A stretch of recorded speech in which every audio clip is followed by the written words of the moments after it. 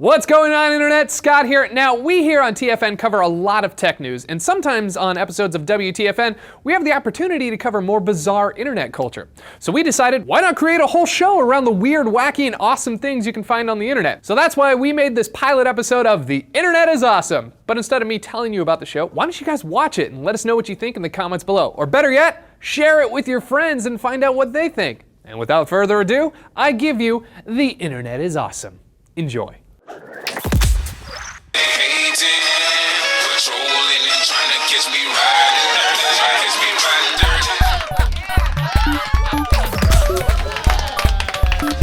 Hello and welcome to The Internet is Awesome. I'm your host, Karl the Rat.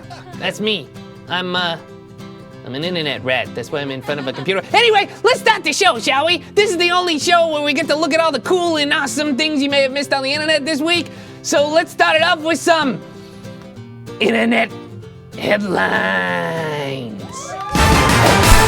Okay, first up. All right, a 70-year-old Australian man was taken to the hospital after inserting a fork into the urethra of his penis. Oh! Yeah. At the hospital, first responders were quoted as saying, "Whoa, that is seriously forked up." What, 2 spoon? An Oklahoma man was sentenced to 7 years in prison after he was found guilty on spying on women from the bottom of a septic tank. Oh. Man, entry-level positions at the NSA really are shitty.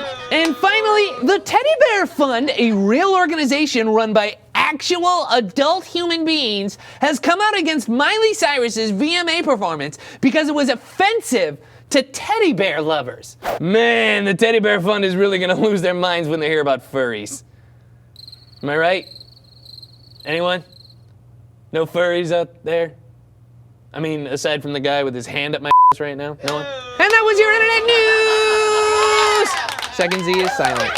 Okay, moving on. Have you guys ever been cruising around on YouTube with the intention of just watching one cat video, but then that cat video had a Powerpuff Girl blanket in it, which got you to watch the intro to Powerpuff Girls, which got you to watch an episode of The Amanda Show, which led to a Drake video, which led to a clip of Dame Judi Dench totally murdering a vagina monologue? Well, that, my friends, is what we call an internet wormhole. And this week, our very own Scott Bromley has fallen into one filled with Magnum PI reruns, commercials starring Jenna Elfman, and time travel? Well, it'll make sense in a second. Check it out, it's internet wormhole time! Tom Selleck and Elijah Wood are Time Lords. Now stick with me, it's gonna make sense in a second. So last night I was watching clips of Raiders of the Lost Ark on YouTube. You know, like this. I did what I did. You don't have to be happy about it. Which got me to click on a documentary about the making of the film, and in that documentary, Steven Spielberg and George Lucas showed a screen test of Tom Selleck as Indiana Jones. I did what I did. I don't expect you to be happy about it. Which led me over to Tom Selleck's Wikipedia page, where I saw a section for commercials, and in that section, it said that Tom Selleck did a series of commercials for AT&T in 1994. So I went back over to YouTube, and oh my God, Tom Selleck predicted the future!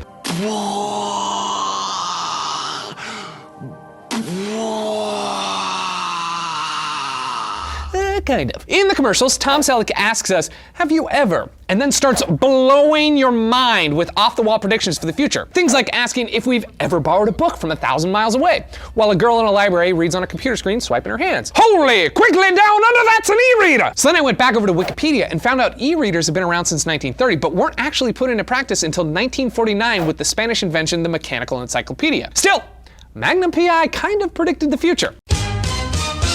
Then, in the same commercial, he asks us if we've ever sent a fax from the beach. No, Magnum PI, none of us have ever sent a fax from the beach. But we have done something like sending an email on an iPad from the beach. Strangely enough, the wacky device in the commercial that looks like an iPad with giant Dumbo ears is a real product. It was called the AT&T EO, which came out in 1994 and had an onboard cell phone, fax modem, and 20 megabytes of hard disk space, all for $4,000. Which got me thinking about Moore's Law. You know, that theory that says technology doubles every 18 months. And if the AT&T EO had 20 megabytes of disk space, 20 years later it would have something like 20 gigs.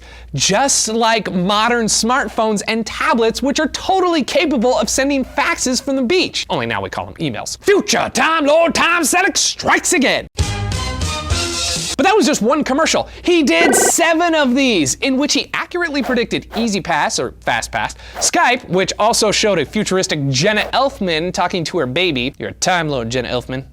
I never trusted you on Dharma and Greg, and I don't trust you now. Telecommuting, on-demand movies with a widescreen flat panel television, smartwatches, a home security system you can arm from anywhere, and Siri.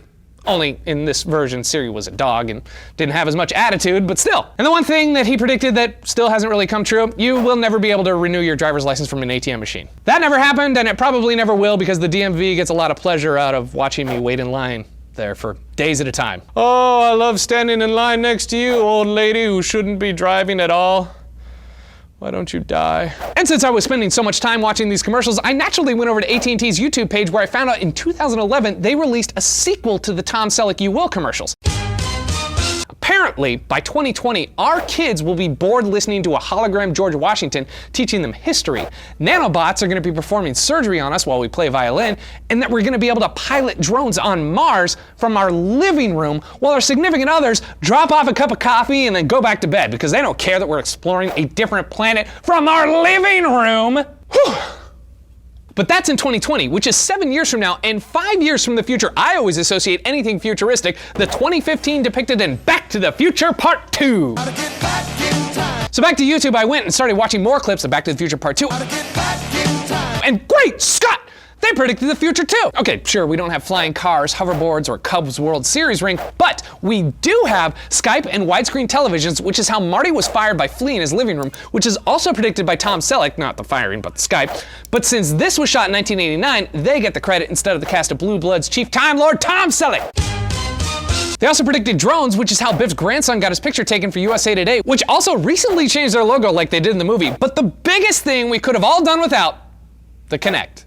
Yep, Back to the Future Part 2 predicted the Kinect. And it's all your fault, Elijah Wood. Now, why am I blaming Elijah Wood? Well, he was the one who wanted to know how to play Wild Gunman in the Cafe 80s. And he was the one who complained about having to use your hands to play a video game. So therefore, it's his fault that we have the Kinect. I really liked you too, Elijah Wood. I saw North. Nobody saw North. Nobody even likes North. You're the worst Time Lord ever, Elijah Wood. This is all your fault. So now I'm left wondering which piece of the pop culture puzzle is predicting the future today? And the only thing I can think of was Hunger Games. Think about it. We're on the precipice of war. Teenagers are doing stupid things and really should be punished. And Lady Gaga looks like someone from the Capitol. Also, I would like Jennifer Lawrence to murder me. And there you have it. Thanks for journeying with me through this internet wormhole. I'll see you guys next time. Now, Twitter is probably one of the best places on the internet for breaking news and funny memes. But did you also know it's the only place in the world where you can find every single definitive and infallible fact imaginable? It's true. It's time for some hashtag facts! Every grandma has got the D at least once in her lifetime. Hashtag fact. Taylor Swift is a bit of a bitch. Hashtag fact. Dr. Lisa Minge is still the best doctor ever. Hashtag fact. All of Lady Gaga's little monsters are power bottoms. Hashtag fact. On average, 2,413 teenage girls get pregnant every day. Retweet if you like cereal. Hashtag fact. Oh. And those were your hashtag fact. What is going on back? Ah, it's a ghost! It's a ghost! Run! Oh my! Ah! Ah! What are you? Why are you here? Why are you here? Anyway, because I'm terrible at segues, we're running out of time. Let's close out the show by talking about some Vine, shall we? It's probably the greatest video medium of the last century, perfect for people like me who have short attention spans. And because I'm already bored saying this and need some instant gratification, let's jump into a segment I like to call A Honey to the Grapevine. Is it me, or do people actually know who the California Raisins are anymore? Anyway, by now you guys have probably seen the Robin Thicke video for Blurred Lines, right? You know, the one with all the naked chicks and hashtags. Well, I don't think this is what he meant by using the hashtag thick.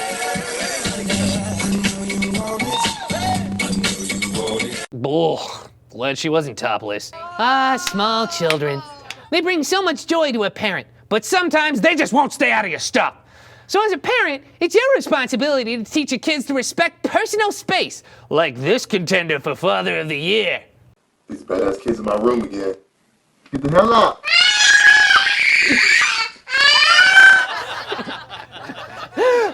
6 seconds of comedy, 16 years of therapy. Totally worth it. Now, we all love our pets, but this girl really, really loves her cat.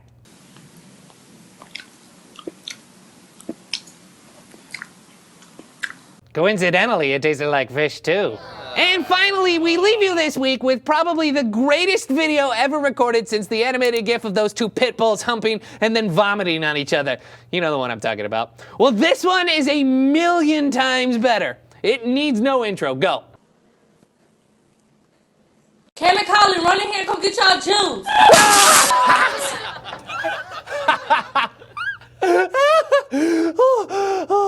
Oh, one more time. Kayla Collin, run in here and come get y'all juice. One more time, one more time.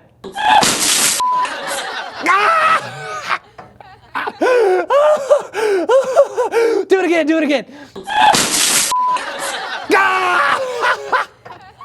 Oh, God. One more time, one more time.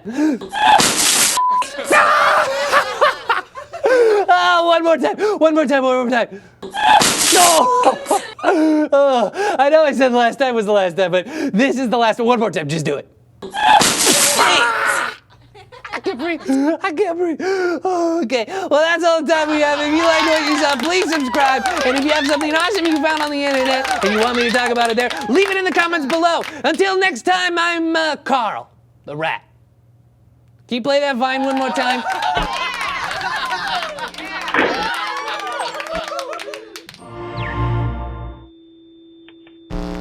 And now it's time for me to end the show I always do, with a song. Let me get this microphone over here.